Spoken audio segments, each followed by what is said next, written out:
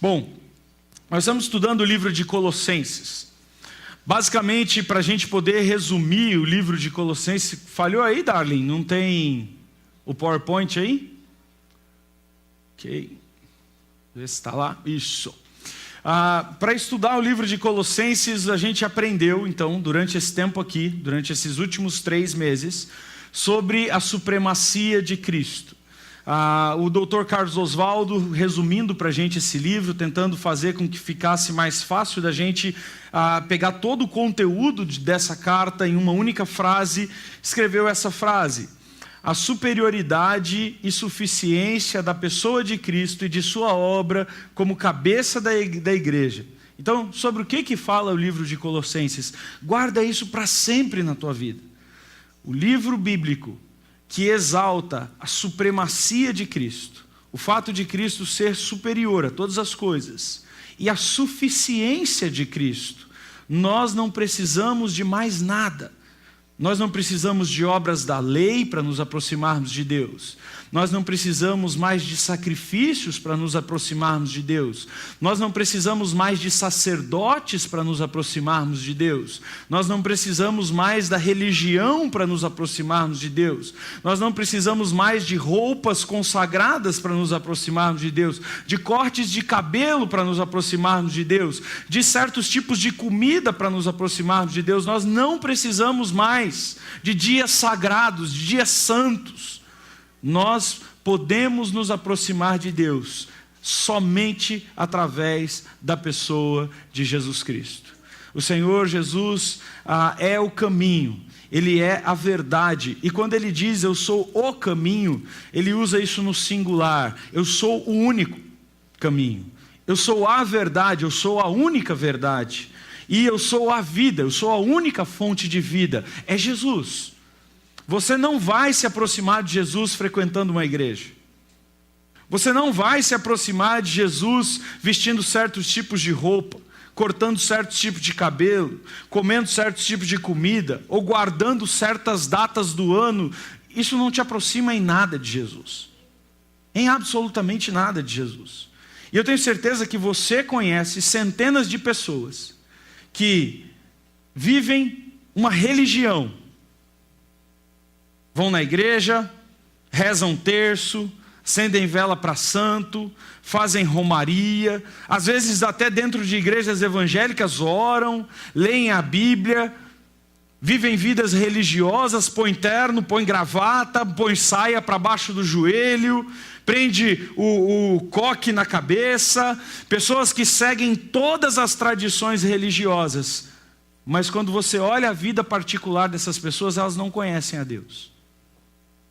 São vidas cheias de guerras, de brigas, de violência, de fofoca, de mentira, de roubo. São tragédias pessoais. E você olha para a vida dessas pessoas e você fala assim: tem toda a religião. O cabelo é religioso, a roupa é religiosa, guarda os dias religiosos, mas não tem Cristo. Não é livre, não é salvo, não é um eleito de Deus. Então, é bem claro para a gente. E o livro de Colossenses vai deixar essa mensagem ainda mais evidente para a igreja do Novo Testamento e para nós hoje. O que nos aproxima de Deus? Jesus Cristo. Somente Jesus Cristo. O que eu preciso para ser feliz? Jesus Cristo. O que eu preciso para viver plenitude de vida? Jesus Cristo. É Ele. Ele é o centro de tudo, Ele é o objetivo final, Ele é a nossa fé. Eu tenho um amigo que é missionário entre os muçulmanos, na Jordânia. E esse meu amigo lá na Jordânia perguntam para ele constantemente qual é a sua religião. Algumas pessoas talvez responderiam: eu sou batista. Quando me perguntam, você é batista? Eu digo, não sou batista. Não sou nem nunca fui. Eu estou na igreja batista. Não tem nenhum versículo dizendo sede batistas. Não tem. Nem dizendo sede assembleianos ou presbiterianos ou nada disso. As pessoas dizem assim: você é reformado? Eu digo: eu creio em muitas das coisas da reforma, mas eu também não creio em algumas das coisas da reforma. Eu tenho um viés reformado. Eu, de maneira geral, até me encaixo ali, mas eu só tenho um pacote, uma caixinha na qual eu entro dentro sem nenhuma restrição: Jesus Cristo. E é isso que Colossenses está falando para a gente. Ele é suficiente. Ele nos disse isso. Aquele que tem a mim, aquele que bebe dessa fonte de água jamais terá sede. Aquele que come desse pão nunca mais terá fome. Cristo é o que nós precisamos, é tudo o que nós precisamos. Nós não precisamos de um emprego melhor, nós não precisamos de um carro melhor, nós não precisamos de uma casa maior, nós não precisamos de mais saúde, nós precisamos mais de Cristo. E se nós tivermos Cristo, Ele basta. A graça que nós recebemos através de Cristo é suficiente. É suficiente para viver bem, é suficiente para ter prazer na vida. Então, Paulo vai dizer isso para a gente nessa carta: Cristo é superior e Ele é suficiente. E por causa do que Ele fez, que trouxe e demonstrou claramente a sua superioridade e a sua suficiência, nós precisamos então viver de uma maneira diferente. Aqueles que estão em Cristo, como Ele próprio disse, nova criatura são. As coisas velhas ficaram para trás. Tudo é refeito, tudo é renovado. Então, o Carlos Oswaldo está dizendo para a gente: se você entendeu que Cristo é acima de todas as coisas e que Cristo é suficiente, isso vai entrar no planeta Terra, transformando todas as nossas atitudes, todos os nossos relacionamentos. E ele vai dizer isso para a gente: a igreja que tem Cristo como cabeça exige dos seus membros, de nós, dedicação exclusiva, seja intimamente, seja em prática. Nós vivemos para Cristo, porque dele, por ele, para ele, são todas as coisas, não são algumas coisas. Não é um dia sagrado na semana, são todos os dias da semana.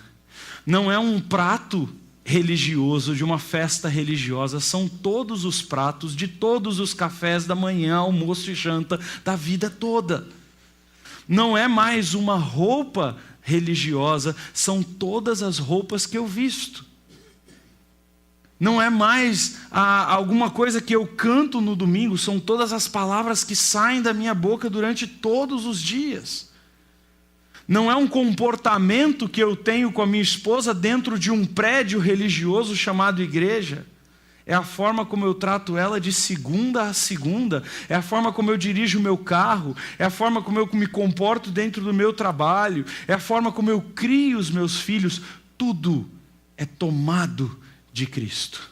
Tudo é conduzido em Cristo. É vivido na pessoa de Jesus Cristo. E esse é o apelo do livro de Colossenses. A centralidade de Jesus Cristo. Se Jesus é quem Ele é, e se Ele fez o que Ele fez, e o que Ele fez é suficiente, então eu não posso mais viver da mesma maneira. Agora, Paulo vai escrever isso mostrando para a gente com ricos detalhes a forma como os colossenses, mesmo sendo uma comunidade pequena, pobre e insignificante, cresce na vida cristã. E é muito interessante porque a gente estudou bastante sobre a cidade de Colosso lá no começo. Colosso era uma cidade pequena, pobre, de mínima expressão ou quase nenhuma expressão, que na verdade nem existe mais. Eu botei aquela imagem aqui do lado, né? Essas duas montanhas de grama aqui, ó, eram a cidade de Colossos. Se um dia você for lá na Turquia, eu quero visitar Colossos, o que você vai achar de Colossos são essas duas montanhas aqui. Não tem mais nada. Nem ruínas foram escavadas ainda. Os arqueólogos acham a cidade tão sem sentido, tão inexpressiva, que não gasta tempo cavando lá. Então é uma cidade pequena, uma cidade inexpressiva, mas quando Paulo sabe que aquele pequeno grupo de pessoas, naquela cidade tão pequena e inexpressiva, estão crescendo no convívio com Cristo, no relacionamento com Cristo. Isso é motivo dele escrever não só uma carta, mas é motivo dele se encher de gratidão.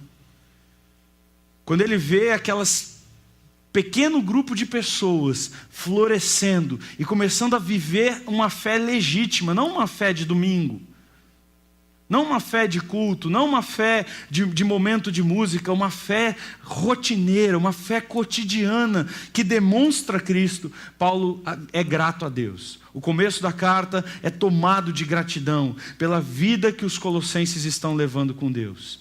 E isso é muito interessante, porque isso nos enche de uma gratidão que não está no número, de uma gratidão que não está no espetáculo, de uma gratidão que não está na quantidade, mas uma gratidão que está na qualidade. E essa é uma das coisas que tem dirigido a nossa igreja aqui.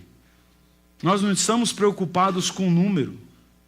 Nós não estamos preocupados em ser a maior igreja de Barueri. Não é essa a nossa ênfase, nós não queremos isso. Nós não estamos preocupados com crescimento.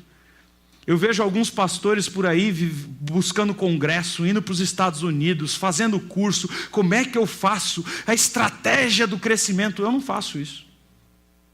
Eu não faço isso. Porque eu não estou preocupado com o crescimento, eu não estou preocupado se a igreja vai ter 500, vai ter 1.000, vai ter 2.000. Não me interessa, isso não me importa. Isso é com Deus. Quem faz a igreja crescer é Ele. Mas eu quero olhar para a vida das pessoas que estão aqui. Eu quero cruzar os olhares com vocês e olhar para vocês, conhecendo a vida de vocês e sabendo a cada dia como cada um está mais perto de Jesus. Como cada um está superando os seus obstáculos, colocando de lado os seus pecados, melhorando os seus casamentos, educando melhor os seus filhos, se relacionando melhor com os seus vizinhos, vivendo melhor dentro da sua vida financeira. É isso que importa. A gratidão de Paulo não é pela grande comunidade que eles eram. A gratidão de Paulo era pelo quanto eles estavam comprometidos em viver o Evangelho de Jesus. E é isso que tem que encher os nossos corações. A igreja tem que brilhar os nossos olhos não pelos seus números, não pela qualidade da sua banda, não pelo palestrante que está lá na frente falando. O que deve brilhar os olhos da igreja de Jesus é ver gente abandonando os seus pecados, deixando os seus erros, sendo transformados e cada dia mais semelhantes com Jesus. Semelhantes a Jesus. Paulo também intercede por aqueles irmãos. E é muito interessante ver o conteúdo da intercessão de Paulo. Paulo intercede para aqueles irmãos para que eles tenham maior conhecimento espiritual da vontade de Deus. Paulo intercede por aqueles irmãos e a oração de Paulo é: eu oro para que vocês conheçam mais ainda a vontade de Deus. E a resposta é simples: onde a gente conhece a vontade de Deus? Na Bíblia. No texto sagrado, é nas Escrituras. E a oração de Paulo não é: eu quero que aqueles irmãos fiquem ricos, eu quero que aqueles irmãos prosperem, eu quero que aqueles irmãos... Não, a oração de Paulo é: eu quero que eles conheçam mais as Escrituras. Porque eu sei que o que os vai fazer crescer cada dia mais no conhecimento do Senhor e na vida com o Senhor é o conhecimento da palavra, da vontade de Deus. Paulo intercede então pedindo que Deus dê força espiritual para aqueles irmãos, para que eles sejam gratos por aquilo que eles já receberam de Cristo. Que aqueles irmãos não abandonem o seu crescimento espiritual e achando que já cresceram o suficiente. Porque isso vai acontecer na tua caminhada cristã. Eu não sei quanto tempo você já tem de fé, mas um dos pecados que mais nos toma muitas vezes quando nós temos muito tempo de fé é achar que nós já crescemos o suficiente. É achar que nós já somos bons o suficiente e que já vivemos o suficiente do Evangelho. Mas a gente tem que lembrar, o padrão é Jesus. O padrão não é o João, o José, a Maria, o Antônio. O padrão não sou eu, o padrão é Cristo. O alvo não é eu ser melhor do que o pastor da minha igreja, ou ser melhor do que o diácono, ou ser melhor do que aquele que ora, que lê. Não, o alvo é ser igual a Jesus.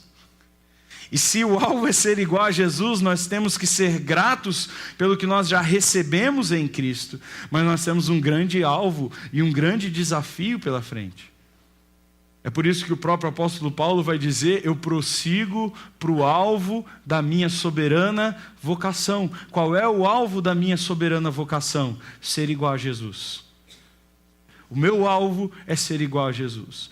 Eu só vou parar de lutar, eu só vou parar de me esforçar, eu só vou parar de estudar, eu só vou parar de orar o dia que eu puder dizer: eu sou igual a Jesus. E só tem um dia que isso vai acontecer: quando eu morrer.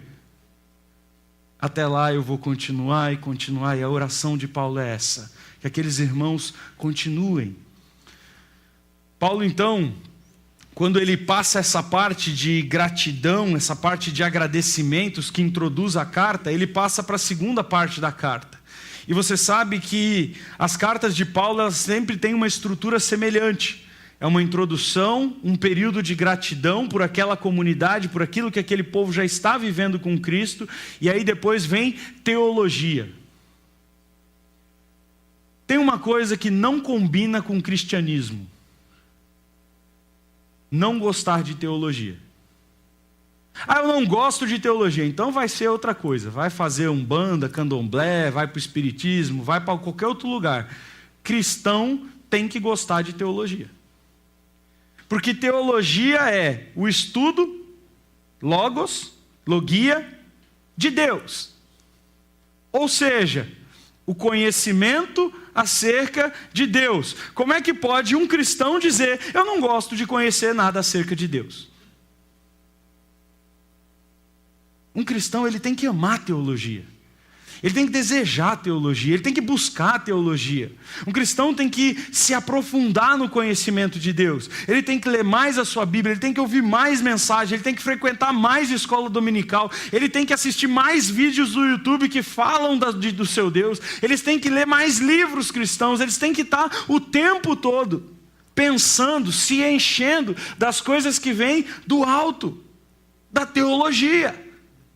Então não existe esse negócio de: eu sou cristão, mas eu não gosto de teologia. Cristão, que é cristão de verdade, gosta de Deus, gosta das coisas que vêm de Deus e quer cada vez mais. Ele tem fome e sede de justiça, e a gente sabe que a justiça é Deus. Então, a gente precisa amar isso. E Paulo, então, vai dizer para a gente que a supremacia de Cristo tem que ser conhecida profundamente. Então, ele vai dizer: se entende por toda a criação. Ele vai dizer: olha, a supremacia de Cristo não é algo que é simplesmente agora do Novo Testamento. Desde sempre Cristo foi supremo. Quando o mundo foi criado, Ele é maior. Toda a natureza, diz os Salmos, proclamam a glória do Senhor. Toda a criação. Romanos começa assim: olha para a criação, olha para a natureza. Os nossos amigos da ciência cristã, eles têm dito isso, que nós temos 2 livros para ler. Nós temos um livro para ler que se chama Bíblia, e com ele nós conhecemos mais a Deus. E nós temos um outro livro para ler chamado Criação. E esse outro livro também manifesta Deus. É por isso que aqueles que são condenados são indesculpáveis. Porque ao olharem para a criação, ao invés de glorificarem a Deus, adoraram a si mesmos e buscaram os seus próprios interesses. Então, quando nós olhamos para a criação, nós vemos a supremacia de Cristo. Paulo vai dizer para a gente que a supremacia de Cristo se fundamenta na natureza divina de Jesus. Jesus é Deus. Jesus é totalmente Deus. Jesus é plenamente Deus. Jesus é o nome, não somente o nome pelo qual nós nos aproximamos de Deus, mas Ele é a manifestação do próprio Deus vivo. Aliás, é bem interessante essa afirmação, porque essa semana eu entrei na internet e num site dos Testemunhas de Jeová, no principal site da Testemunhas de Jeová do Brasil, tinha um artigo, e o artigo é: Jesus não é Deus.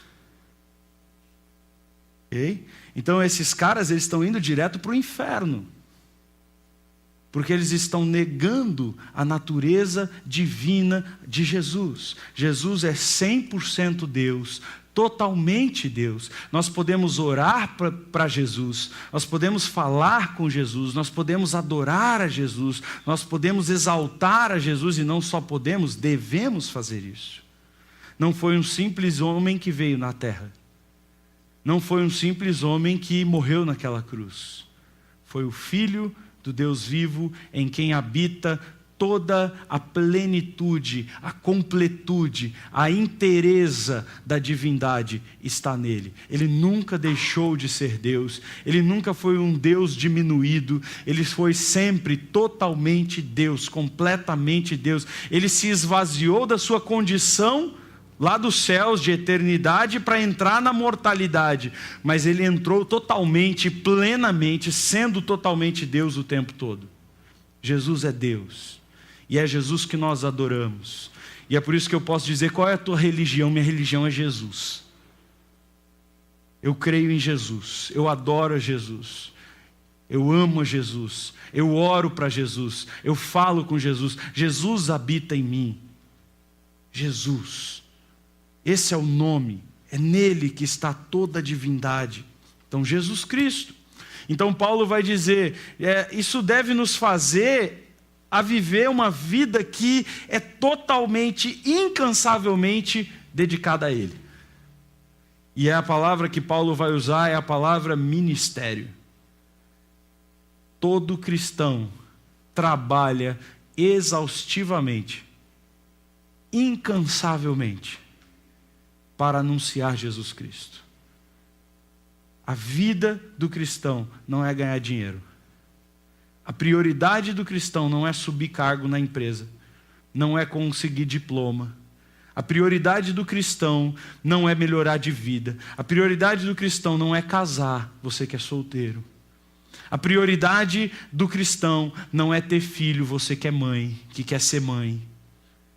A prioridade do cristão não é ser pai, você que quer ser pai. A prioridade do cristão é proclamar Jesus Cristo sobre toda a terra. Essa é a prioridade. Esse é o centro da existência. Ele vive de Cristo e ele vive para Cristo. Então Paulo vai dizer que a supremacia de Cristo deve nos fazer priorizar Cristo em todas as coisas. Por que eu quero trabalhar naquela empresa para pregar Cristo? Para que eu quero ter um filho? Para que ele seja um servo de Cristo. Por que eu quero ganhar mais dinheiro? Para doar mais para a obra de Cristo. Por que eu quero viver bem? Para ser um testemunho vivo de Cristo. É Ele que determina tudo. Então Paulo vai dizer para a gente: quem vive Cristo, anuncia a salvação de Cristo e busca, se dedica para o aperfeiçoamento da igreja. Ele é membro do corpo e ele atua no corpo. E ele não atua só com bumbum. Porque tem o crente espanador, que é aquele que vem domingo, dá uma espanada na cadeira e vai embora. Não é? Ele não ajudou em nada com o corpo de Cristo. Ele ajudou com a limpeza desse prédio, de limpar o lugar que ele sentou só. Mas não é isso que nós somos chamados a viver em Cristo. Nós somos chamados a contribuir com a edificação do corpo de Cristo.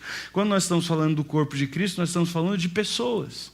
E a pergunta que eu e você temos que fazer é: quem hoje você está ajudando a ser melhor cristão? Todo crente tem que ter um nome depois dessa pergunta. Quem hoje, na sua vida, você está se dedicando, se esforçando incansavelmente para tornar essa pessoa um cristão melhor?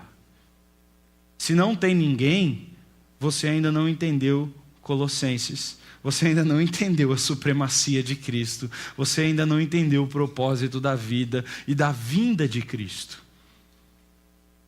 Então Paulo vai dizer para a gente: olha, tudo isso ratifica o zelo na preservação da lealdade aos colossenses. Todas essas coisas os colossenses estavam fazendo. se dedicando para pregar o evangelho, para anunciar Cristo. Mas aqueles irmãos também estavam em perigo.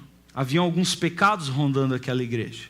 Então Paulo dá uma introdução teológica e ele vai falar: olha, eu estou colocando essa teologia aqui para vocês, porque vocês estão cercados de alguns problemas. E Paulo vai relatar quais eram os problemas.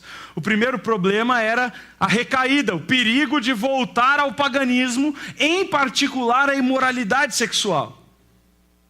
Paulo vai trabalhar dentro da carta de Colossenses, falando com aqueles irmãos: cuidado, que existe um perigo de vocês se esquecerem de Cristo, e à medida que vocês não têm Cristo como superior, e que vocês não vivem para Cristo, a tendência é que vocês voltem a viver de uma maneira pagã quanto à sexualidade de vocês.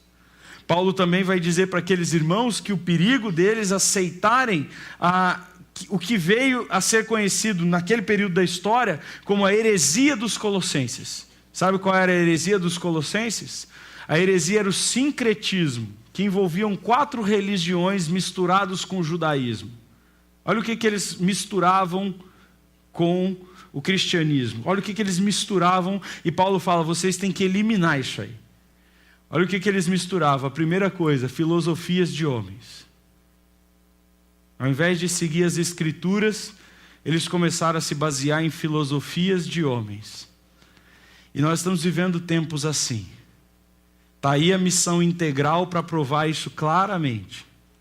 Que esses caras que seguem a missão integral amam mais as doutrinas de Marx do que a palavra de Deus. Seguem mais o socialismo do que o cristianismo.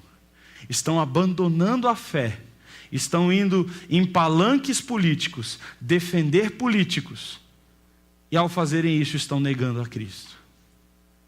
Nós precisamos ter cuidado com as filosofias humanas que vão entrando dentro da igreja, que vão levando a gente para fora de Deus. Então, Paulo vai dizer para aqueles irmãos: cuidado com isso. Cuidado com qualquer filosofia humana que negue para você que Cristo é suficiente. Hoje nós estamos vivendo nos tempos disso, e um dos meios que isso está mais claro é a psicologia.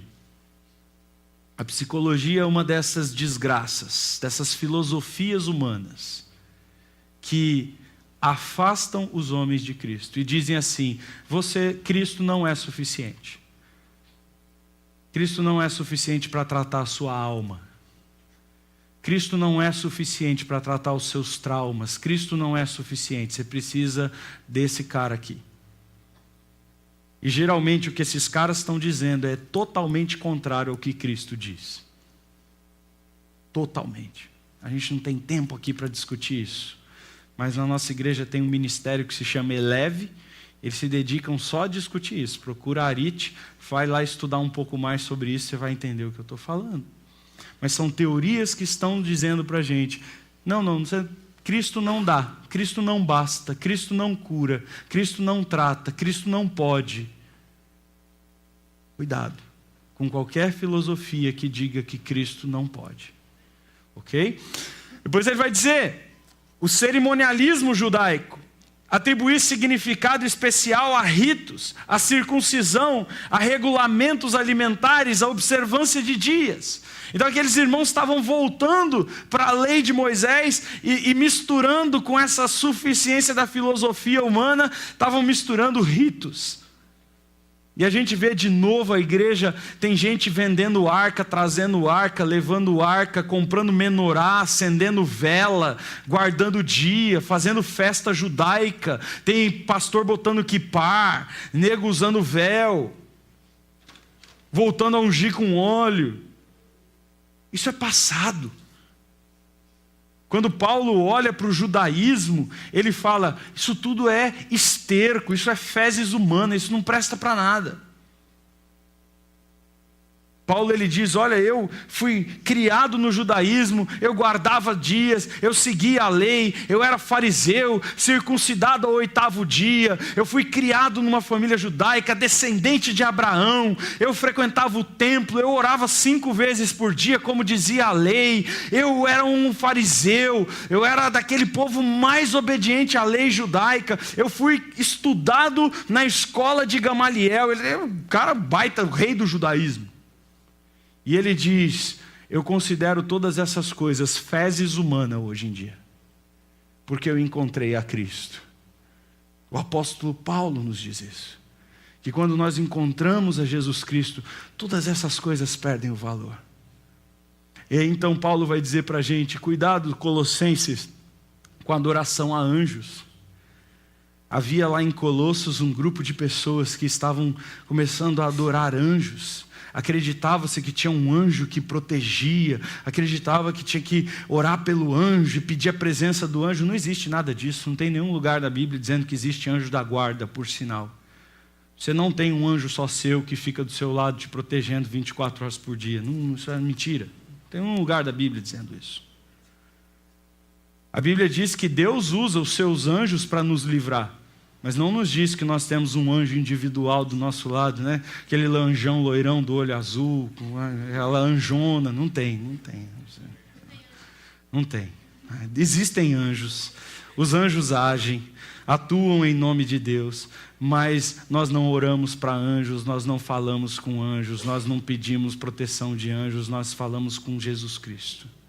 Ele é suficiente. Não preciso de anjo. Quando eu vejo essas músicas, a minha esposa falou que eu não posso xingar. Essas músicas bobas, ficou fofinho assim. Idiota não pode, né? Não, então, essas músicas bobas. Né? Essas músicas bobas que ficam, eu vejo um anjo neste lugar, há anjos pairando, porque uma vez eu fui numa igreja e a mulher lá do louvor cantando, falou, estou vendo um anjo. Eu falei, aqui para quê? Eu quero ver Jesus, pô. Que anjo? Anjo é menor do que eu. Eu tenho o privilégio que o anjo tem inveja de mim, eu posso pregar o evangelho e ele não pode. E a Bíblia diz que o anjo me inveja. O anjo olha para mim e fala assim, como eu gostaria de ser igual a ele, ele tem o poder de pregar o evangelho, e o anjo não pode fazer isso. Foi mal aí, anjo, toca o seu barco aí que eu toco o meu. Ok, ascetismo, né? Então eles começaram não só uma vida de guardar todas essas filosofias e misturar tudo isso, mas eles começaram a ser místicos. Eles começaram a punir os seus próprios corpos. Começaram a se chicotear, se martirizar, andar de joelhos, subir escada, porque existe uma necessidade que toma os colossenses. Quando Cristo não é suficiente, eu preciso fazer alguma coisa para ajudar a minha própria salvação. Quando Cristo não é suficiente, eu preciso fazer algum sacrifício, eu preciso me flagelar, eu preciso me entristecer, eu preciso de obras. Cristo não é suficiente, então eu preciso fazer alguma coisa. Não, você não precisa fazer nada, Cristo já fez tudo. Não há nada mais para ser feito. Cristo já rasgou a escritura de dívida, o preço já está pago, o acesso é livre.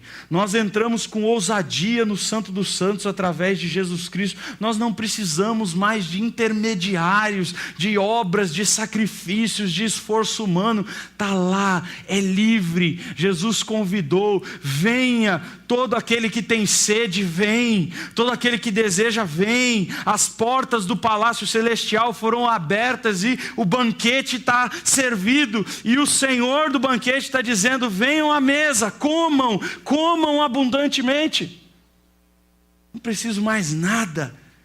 Eu, mendigo, sujo, pobre pecador, entro e sento e me deleito na mesa do Senhor, de graça, sem obra alguma, sem mérito algum.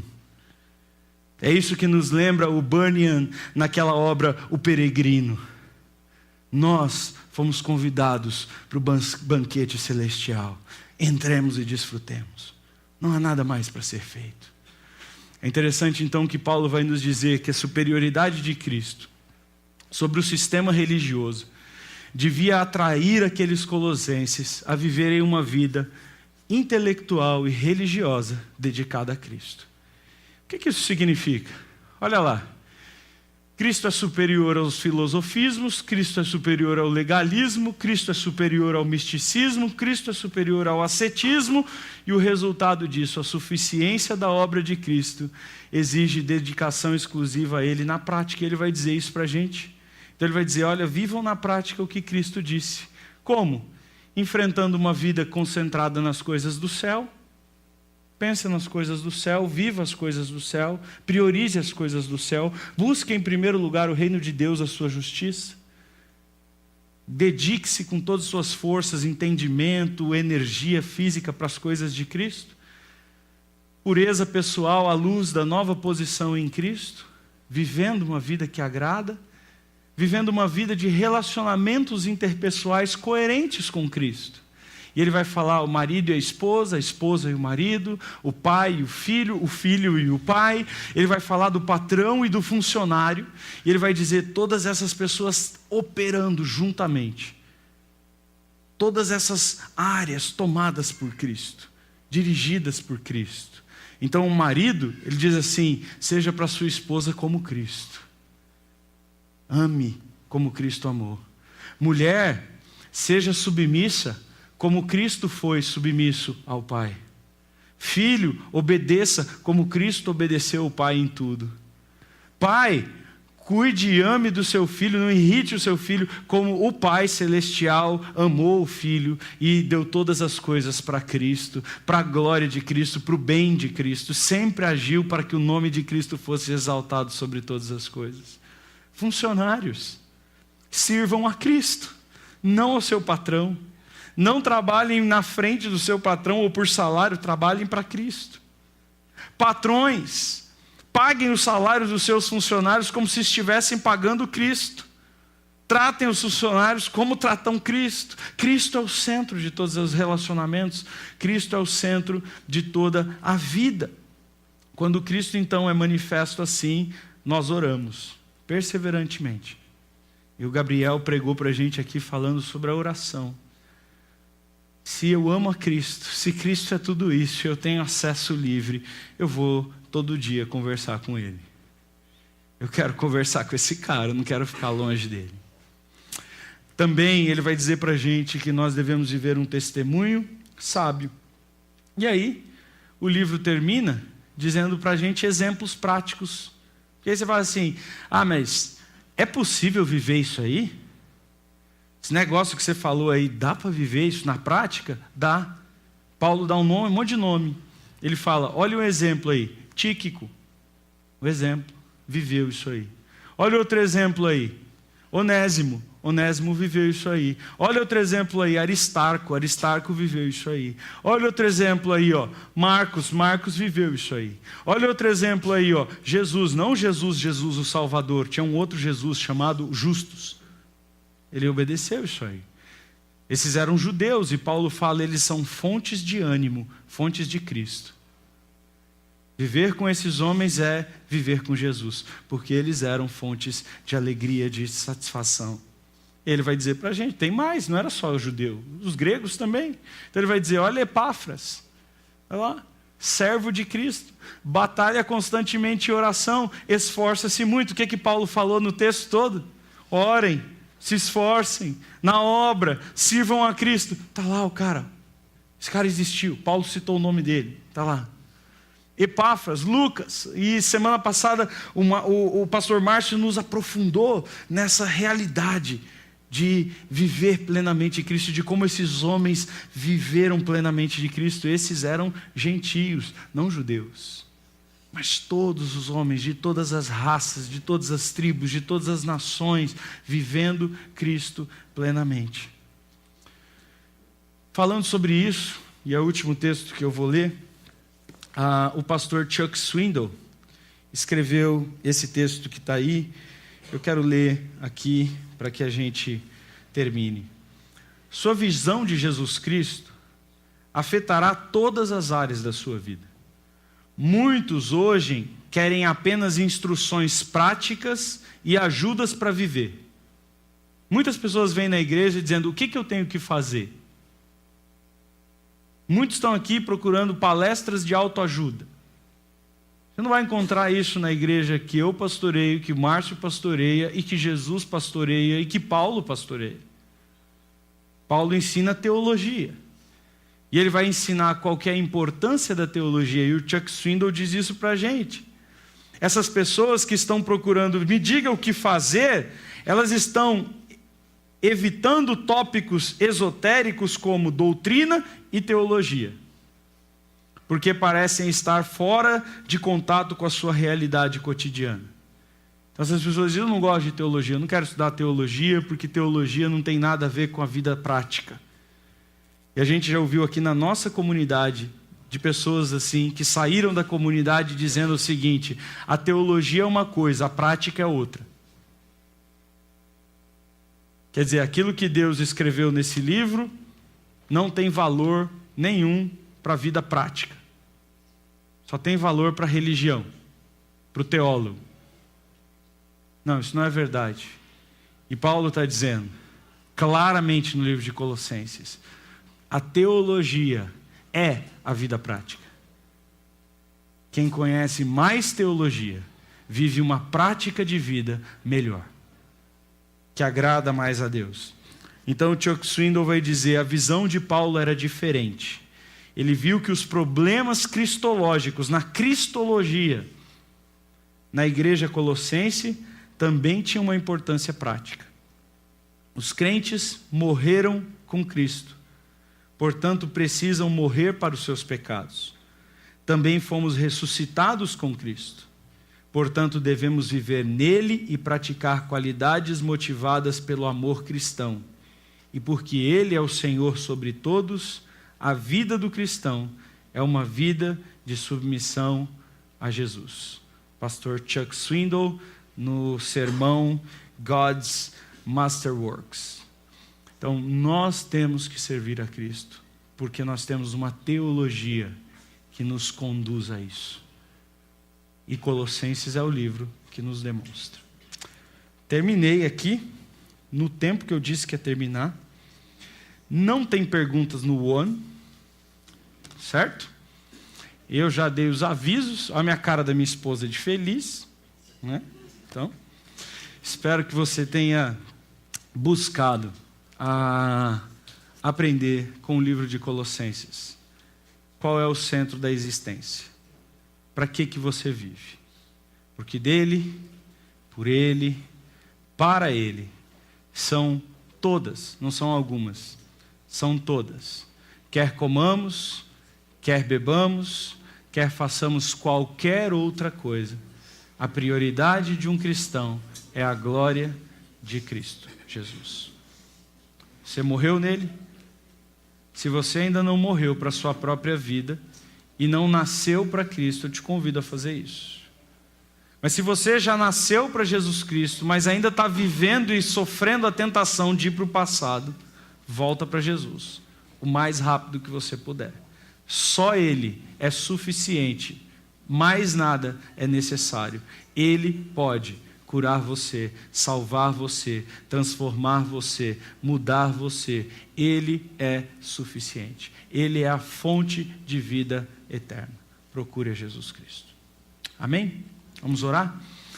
Pai, muito obrigado por essa noite. Obrigado pelas coisas que o Senhor nos ensina na Tua palavra, nesse santo livro e no livro de Colossenses. E o Senhor conhece os corações das pessoas, as motivações das pessoas, a forma como elas têm vivido.